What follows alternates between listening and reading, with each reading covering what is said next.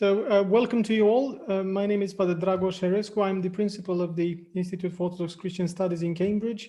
And for all intents and purposes, I will try and be a bit of a host this evening and moderate the event, and also the question and answer session at the end. It is an absolute joy for me to introduce Father John Binns this evening.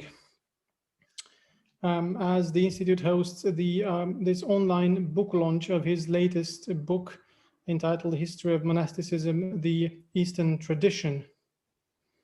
If I'm correct, I think there is also a sort of a sister volume which deals with the Western tradition, and that came out sometime last year, if I'm not mistaken. And I say it's an immense joy to introduce Father John, because he's both a good friend, if I could say that, and also someone I greatly admire, both for his pastoral gifts as a minister and also for his scholarship. So allow me to spend a few moments now introducing him to you, although he may be familiar to several of those joining us this evening. Father John has been for over 40 years, I think, in ordained ministry in the Church of England, and more than 2 decades of his 40 years as a priest has been as vicar of Great St. Mary's the University Church here in Cambridge. And also during his time here in Cambridge, he was also for a while canon of Ely Cathedral. He's also been, over the course of time, chair of trustees of the Fellowship of St. Alban and St. Sergius, one of the most prestigious and old institutions in the UK, dealing with Orthodox and Anglican dialogue and collaboration. He is also, I think, currently trustee of Partners for Change in Ethiopia and the Eridine Trust, supporting churches in Iraq. And also, quite importantly for us, he is a founding director of the Institute for Orthodox Christian Studies in Cambridge, and he continues to serve here as a trustee and also as a visiting professor. He works closely with us academically. Over the course of time, Father John has done research and writing on the topic of ecumenical relations, community development projects, and very much focused on the theology of and the history of churches belonging to the Eastern tradition of Christianity. I think this started when he completed his PhD on Palestinian Byzantine monasticism. His thesis title was Cyril of Scythopolis and the Monasteries of Palestine.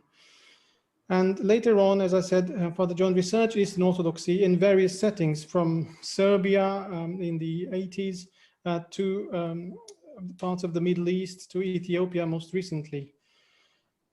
He has been very much involved in the life and researching the Orthodox Church in Ethiopia, and he published a first book in English on the history and theological traditions of this ancient and large church in 2016, entitled The Orthodox Church of Ethiopia, A History.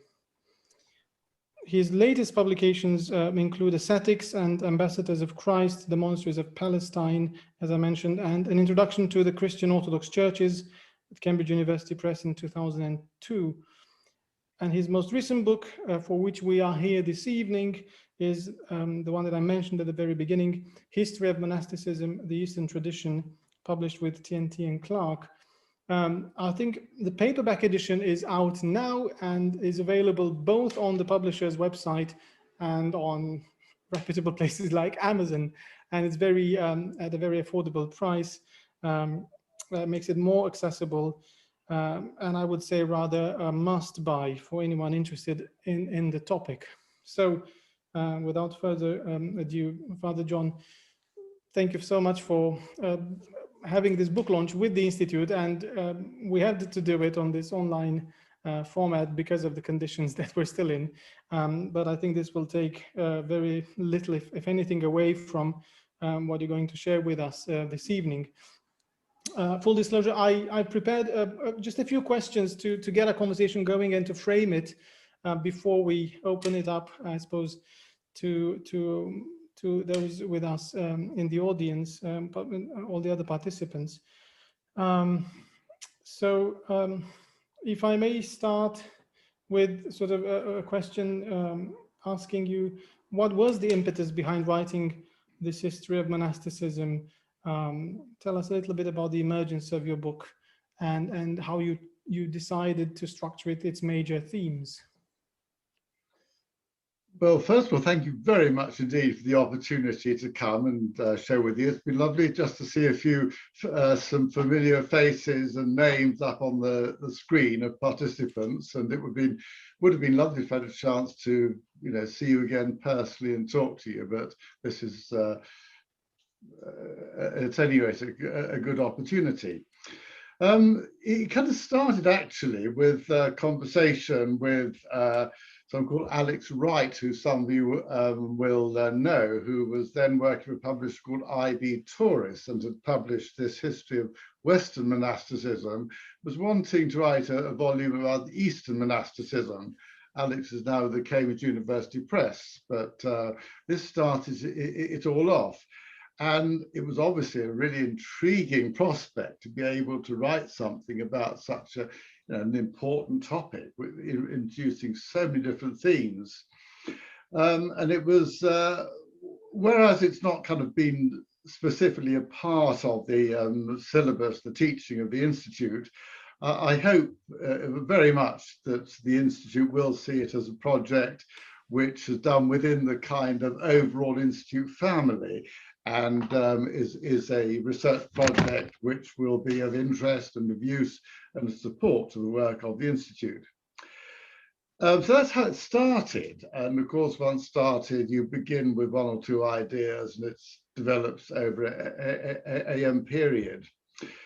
And what I was really wanting to try to do was to look at monasticism in a kind of broad perspective, because once you look at Eastern monasticism, of course, you go right back to the beginning, and it's often thought, people often say that monasticism begins with someone called Antony in Egypt in the kind of late 3rd century, but it seems to me it's really much broader than that, and the monastic tradition itself really have got to go back, if it's Christian monasticism, to the New Testament, because the ingredients of monastic tradition have been there right from the beginning, because it is a response to the gospel. It's a kind of radical, uncompromising response to the call of Christ, to something new, a kind of new life. And you can trace this tradition of monastic life right from the beginning. And it crops up in all sorts of different places, in different ways. What I was trying to do was to get something of great breadth of monastic tradition and see the richness of something that's given life to the church right from the beginning and continues to do so to today. And although this particular subject has been specifically for Eastern monasticism, it kind of, points to something really that covers the whole Christian world from the beginning. I'm trying to get that breadth and richness in the survey. Thank you, Father John. Picking up on something that you just mentioned now, if I could sort of press on with a question that tries to look at the emergence of monasticism in the context of the early church, especially following the end of the period of the persecutions, because you do address this fairly extensively in your book, in some of the chapters. So could you tell us a little bit more, because many people consider this as a local phenomenon that was later generalized in the church, sort of snowballed. Do you see it this way, or do you see it as rather a natural response of the church as times changed, and as you just said, sort of something that is deeply rooted in the gospel?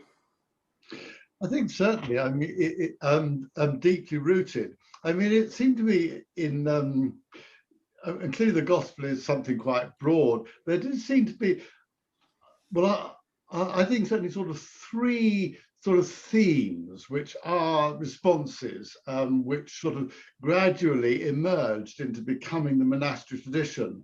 And one of them is the idea of the desert. I mean, in Palestine, as I'm sure many of us will know, there's a very sharp and quick contrast between city and desert. If you go from Jerusalem, you just cross over the Mount of Olives, and you're very quickly in the Judean desert, which is the home to many monasteries. I think that kind of shows the contrast between the standards of the kingdom of God and all that that means, the newness, as opposed to the city, the standards of the world. There's that contrast between the world and the kingdom of God, which is lived out in a very specific way within monastic communities. And it's expressed by the idea of going into the desert, which is the opposite of the city. Then there's the idea of celibacy and singleness. That's quite a complex set of ideas, and singleness is an important part. See, and we believe in the one God and the only begotten Son, Jesus Christ. We have a single-minded loyalty as a disciple to that God. And living alone, celibacy, is a kind of expression, that ideal of singleness that runs right through the gospel. And I think fasting is an important part of it. And that again is an expression of that sort of discipleship. I mean, food is what we eat, what gives us life. And if we kind of regulate our eating in accordance with those theological, scriptural, religious guidelines, it's a kind of way of living out that faith in what's sometimes called an inattentional Christian living.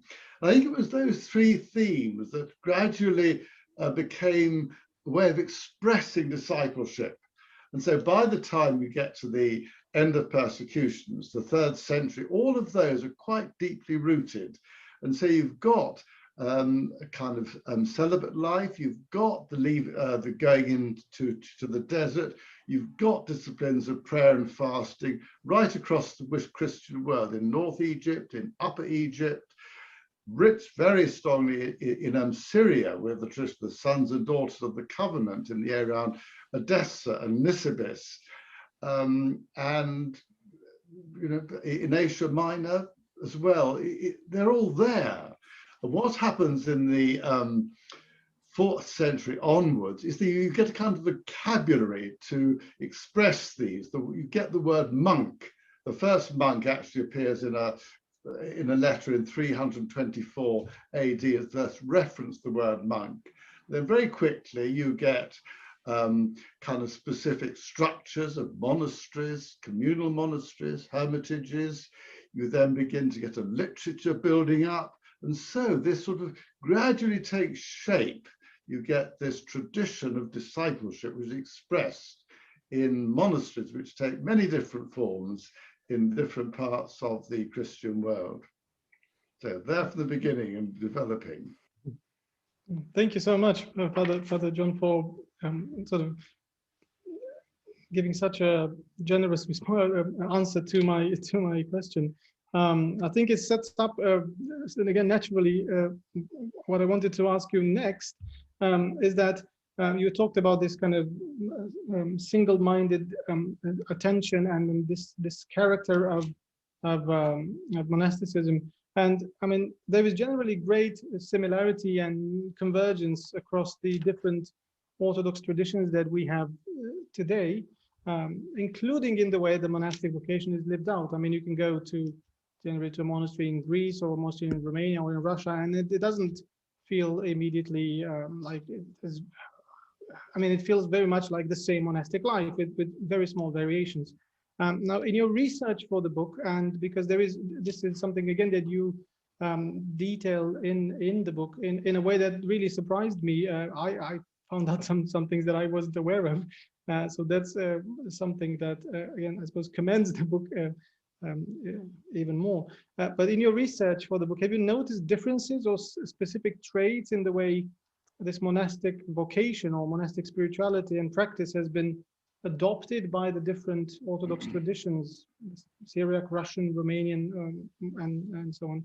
And if so, could you tell us a little bit about this? Or if not, what then does this say about the Eastern monastic tradition, kind of maybe this unity that we tend to perceive? Yes, I think there is there is a unity in the common practice, but I think within that there's a great richness and diversity. I mean, don't forget that one of the countries with the largest numbers of monks is the Ethiopian Orthodox Church, something over 1,000 monasteries across the country, some of them with over 1,000 monks. And that's a very flexible, fluid kind of monastic life, maybe closer to the way monastic life was back in the early days, when communities could form quite naturally and people just drift in and attach themselves to monastic communities. But then in other parts of the world too, Russia, for example, with that extraordinary experience of the communist period, and that was although a very obviously dreadful, tragic period, but also quite a creative period too.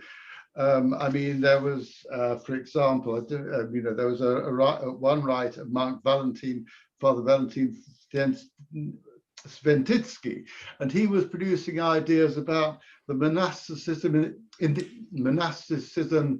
the world, and saying how the end of the actual monastic buildings within Russia was giving a kind of opportunity for a new kind of monasticism, which was being lived outside the walls of the institution. So monasticism wasn't to do with monasteries, but it was the kind of life that was continued to be lived even in the prison camps of Russia. And I think it was, I'm trying to remember which bishop it was, who wrote in 1929 from a prison camp that while he was a bishop in his diocese, he hadn't been kind of in touch with the people he was serving, but now he knew what it was like and was able to live in this monastic life in a new way.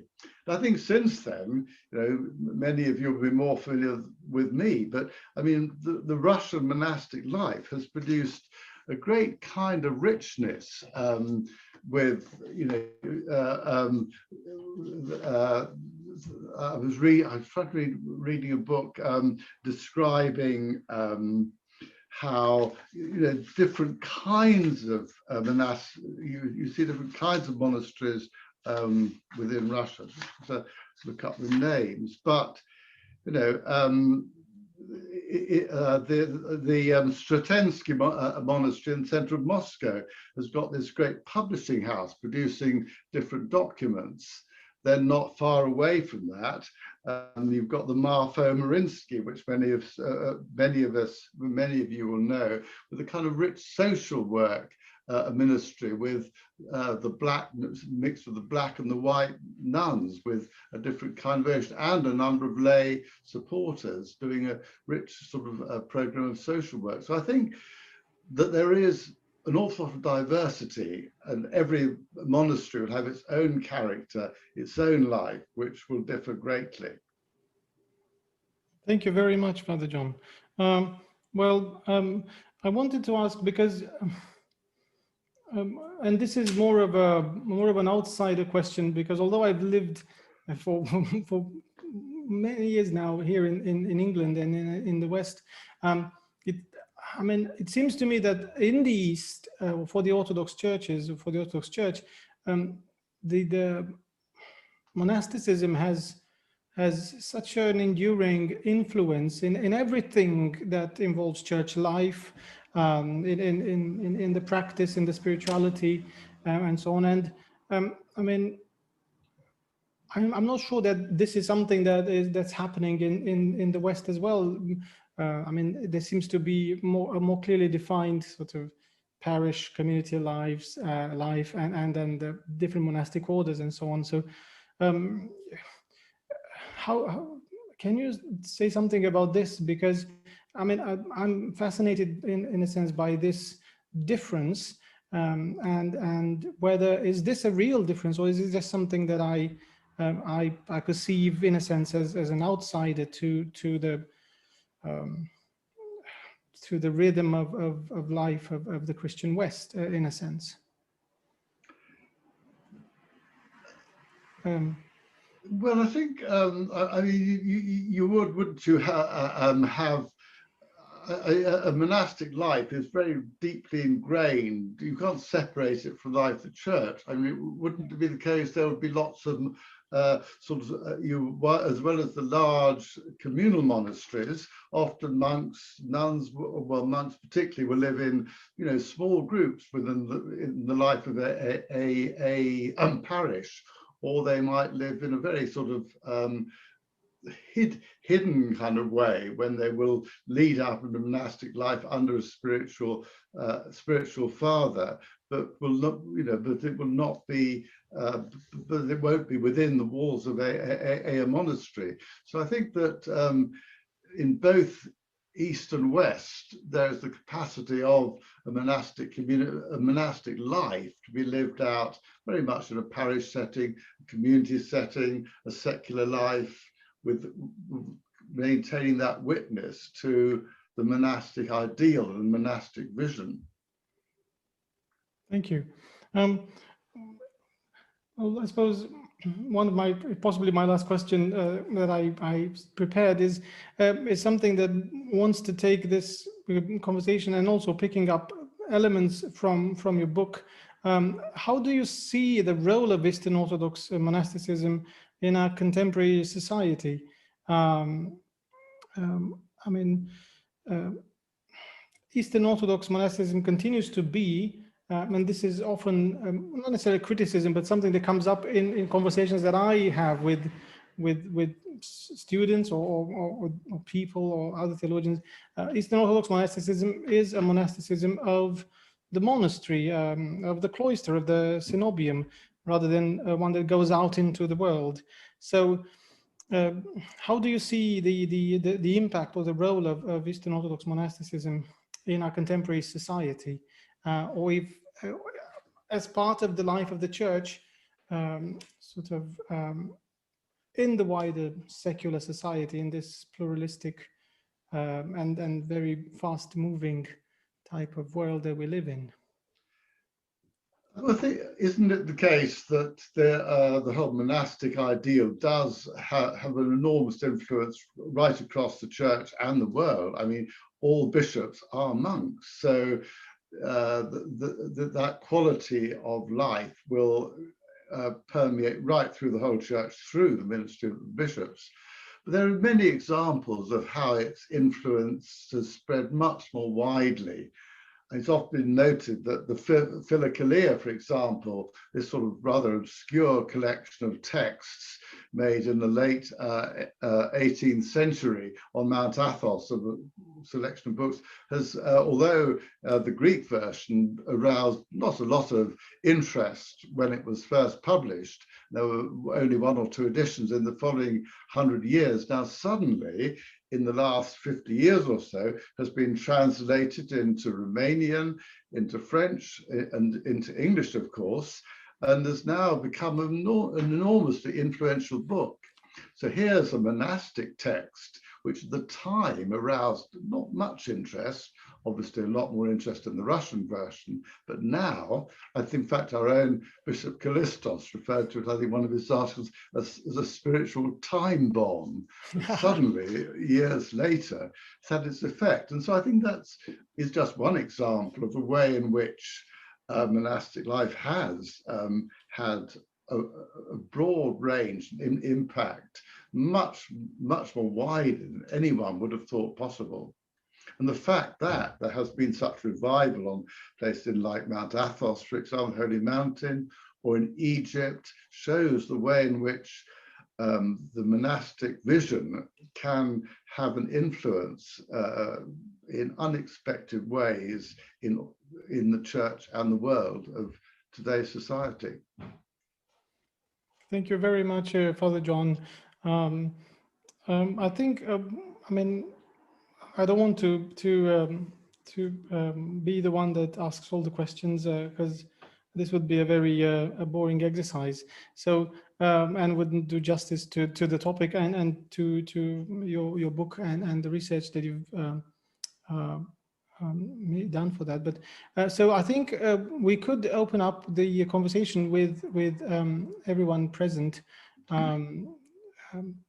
We have, I suppose, 15, 20 minutes. Is that right, Razvan? I think that's what we're aiming for, to have questions from the audience, or indeed for any comment that you want to add, Father John.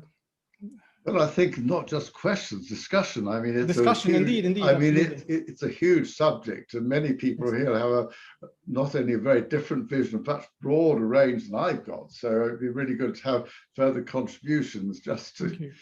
I think we have a broaden raised it hand out. already from Dorothea. So I will, okay, thank you. Thank you very much, Dragos. Thank you, Father John. I have not read your book yet, but I am looking forward to doing this. My question or comment is about the Ethiopian Church. The title of your book is Eastern Monasticism. Do you distinguish between the Eastern Church and the Oriental churches? Because there are 6 Oriental churches which are following a very old tradition, which are not part of, they are not the so-called Eastern Orthodox Church. I just wonder whether you have found any difference in their understanding of monasticism. So the difference between the Eastern Orthodox and the Oriental Orthodox churches. Yes, I mean, I certainly try and deal with both. The way I kind of do it is I've divided the history roughly into three periods. One which is when the tradition is formed. One when it kind of shows how it's sort of lived out, which is well, the first we have to about is to more or less up to the iconoclastic controversy. Then how it's lived out between the iconoclastic controversy and the fall of Constantinople, and then more recently. But then I try and have divisions looking at the different areas, but certainly the Oriental Orthodox Church is definitely a part of that story. And a very important part. I mean, there were bishops and monks in Turkmenistan, the city of Merv, by 420 AD. It would spread quickly into East China and India. So that's a very important part of the history of the monastic tradition. But if I may press you, in which way do these two lines of Christianity different in their monasticism? Well, they were all, I mean, they'll clearly be derived from the, I think that, well, monastic, I think it was monastic literature which kind of formed the tradition, and a book like the Life of St. Anthony, for example, was translated very widely into many different languages and has been very widely read across the Christian world in Oriental Orthodox as well as Eastern Orthodox communities. But they will have the, so there is a common tradition, but it will be lived out in different ways. And if you go to, say, an Ethiopian monastery, it's quite, monks will live quite widely scattered over quite a wide area in a very much more individualistic way than we would know in Russia or Greece, for example. So I think it's difficult to, identify too closely characteristics of each different community, because there will be a mixture. It's a mixture of unity and diversity, which I think is we can see across the Christian world. Thank you. Thank you. I think Elizabeth had her hand raised. It's no longer. So just to check that Elizabeth still has a question that or comment that she wants to make. No, I put my hand down. Thanks. Okay, thank you. I think the next hand up was Bernard's hand up, and then Jeremy. So Bernard, if I could ask you to unmute yourself and ask the question.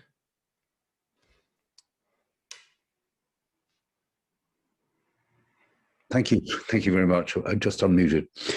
My own research is about a Syrian tradition monastery in India. So I was very interested in your comments on the last questioner about the Oriental tradition, because it's so often neglected. So that was very welcome. So I'll skip my question on the Syrian tradition and just ask you a little bit about the monastic archetype, which is something which the abbot that I studied in India was very interested in. And it's something which was explored by an Indian theologian called Raymond Panikar, who introduced the idea of the monastic archetype to the West. And I just wonder whether you have considered that as a phenomenon within Christianity generally, and what its significance might be, bearing in mind that you spoke briefly about the extent to which monasticism had permeated Russian faith. I hope that's clear. Yeah, well, yes. Well, I think that the thinking of Raymond Panikar has been very important, and he's been one of the influences in what you might call a revival of monastic life. I mean, there's a very interesting kind of writings and reflections amongst evangelicals in what's often called the new monasticism, and Panikar particularly has been someone that the sort of new monasticism writers look back to. But Bonhoeffer with his letters and writings from prison, Panikar with his ideas drawn a lot from India and from Eastern, Far East and Asian traditions. And I think it's very interesting the way in which so many modern Western or evangelical wide range of traditions have found in monastic tradition a kind of a way of understanding their own, finding a way of living a discipleship in the modern world. I mean, the one I just came across just recently was in Sweden, in Kumla. I don't know if anyone's come across that, but this is the high security prison in Sweden, when there is a wing which they call the monastery, which is presided over by a Lutheran pastor and a Roman Catholic Jesuit, in which prisoners can go to the monastery for a period and do the Ignatian exercises as a way of dealing with their kind of histories and stories.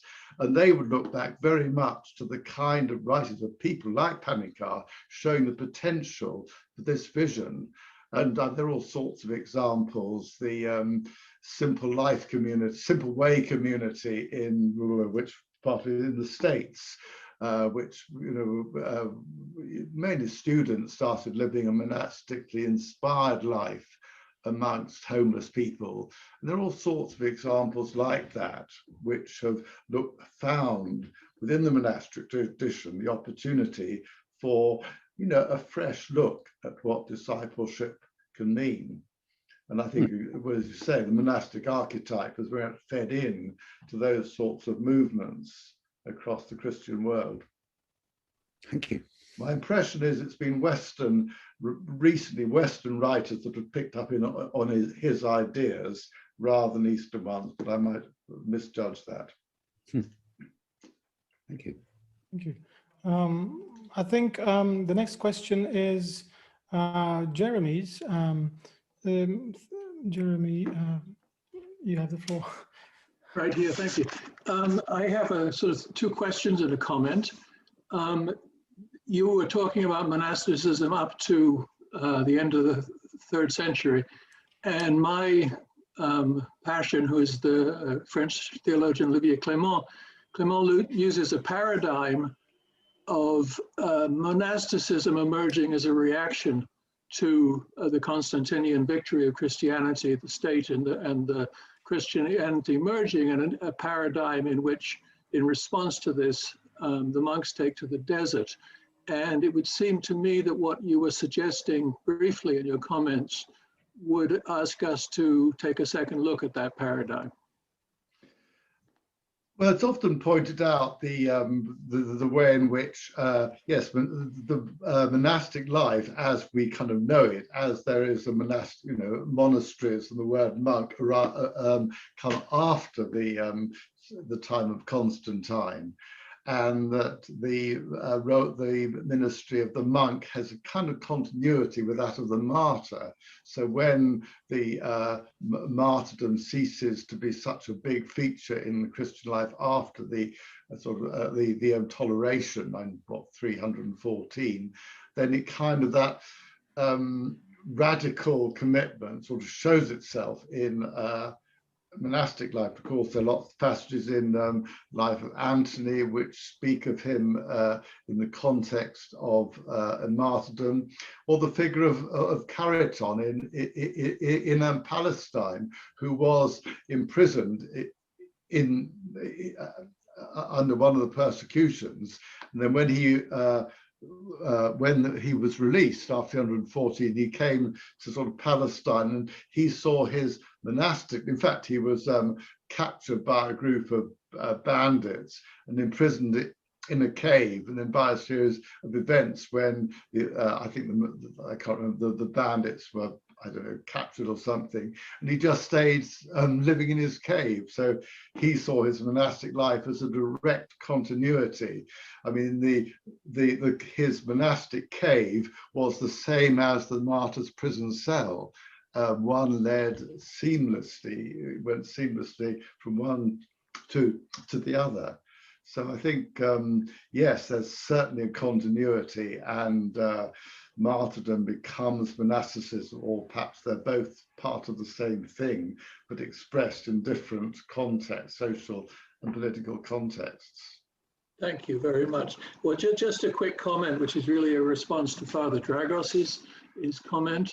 I grew up in Sussex, around the ruins of the monasteries, but I spent 10 years in Russia and watched the church being rebuilt from the ruins, from factory buildings and so on. So when I came back to England, I was really felt the presence of the Reformation in a different way, as a real existential shock. It wasn't just that we burned people in our village, it was horrendous that we still celebrated the fact that we burned people in our village. And I'm just sort of thinking that, the sort of embedded monasticism that you find perhaps in Ethiopia, Romania, Russia, was there in England up to the Reformation. You go to Wilmington to see the Long Man, and there's the ruins of the Wilmington Priory right there, very small in the village. And perhaps there's some propaganda going on. We are propagandized as English students to celebrate the what was it, the destruction of the monasteries? I forget what was done under Edward. We celebrate that. That was great. It was a moment of freedom. And I think perhaps with that whole background, there's a feeling of monasticism as a sort of religious exceptionalism in the Protestant West. Anyhow, I can't speak to the Catholic lands in a way that's different in a country that didn't go through that horrendous period of destruction by the Taliban. That's just a comment on Father Dragos' comment on looking at England from the outside. Yeah. Yes, thank you so much, Jeremy, thank you. I mean, that's you've in a paragraph you've answered, I think, something that I was feeling, and that's where my comment was coming from. Thank you so much. There's a comment from Elizabeth, I think, related to the second part of the conversation that Father John and Jeremy just had. And Elizabeth in the chat is saying that she was reminded of a story told by Kyriakos Markides of an American prisoner on death row who somehow established contact with one of Elder Ephraim's monasteries in the States and became a novice while in prison. That's again an example about the flexibility, I suppose, or the possibilities that monasticism, monastic vocation opens up. Wonderful. Well, I'm also mindful of the time, and I see that there are no more questions. Oh, there is a hand raised up by Christine. Christine, do turn your microphone on. I see. Can you hear me? Can you hear me? Yes. Yes. Hello, Father John Beans. I'm happy good to see you, Christine, again. A long time since we've met. Yes, long time. Anyway, it's also a long time that I have not visited the Orthodox Institute in Cambridge. I hope to come back when it's possible. But I would like to come back to the comment of Dorothea. And in fact, I think, you know, because she was asking who are these Oriental churches. So we could make this distinction between the so-called Eastern Orthodox churches of the Byzantine Rite, and then the so-called Oriental Orthodox churches from Egypt, Ethiopia, the Syrian Orthodox, and the Church of the East, as you mentioned, the Armenian Church. We did not mention the Armenian Church, which has a very long and interesting monastic tradition. And I think that, of course, they have much in common, you know, and monastic life is just one, how can I say, one page of the many common things which exist between these two families of churches, Eastern Orthodox and Oriental Orthodox. And I think it is very important also in the frame of their dialogue, because it shows how, I mean, their life, you know, is very similar in many ways, at the liturgical level, at the monastic level, even I would say, you know, at I think that it is in 1985, for instance, I organized the visit of 2 Coptic nuns to visit 12 monasteries in Greece. And it was, I mean, these nuns from Egypt and Greece, you know, talking together, seeing how they were living their monastic life, how they were praying. It was clear for them that they had so many common points. So that's just my little comment. Thank you. Thank you very much, Christine.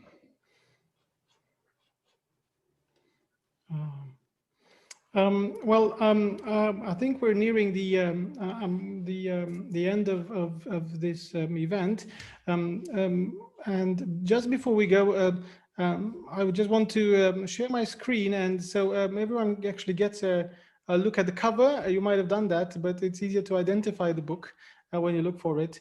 This is the cover of the book that we organized the launch of just now, and just a very quick scroll to the contents, table of contents of the book, and hopefully those of you who have not had a chance to browse at least so far in it. It's very easy to find out online. And as you can see, there's the breadth and the depth of the scholarship in the book, as I said, recommends it. And it will be a wonderful addition to the Institute's library. I think both the physical library and the electronic library, because we made so much use of electronic resources during the pandemic. I can't read it. I'm sorry? It's very small. It's very small, I know, it is very small. I could blow it up, please. I could yes, try and blow it up a little bit, see. Okay, let's see. That's better. Yes, so we can see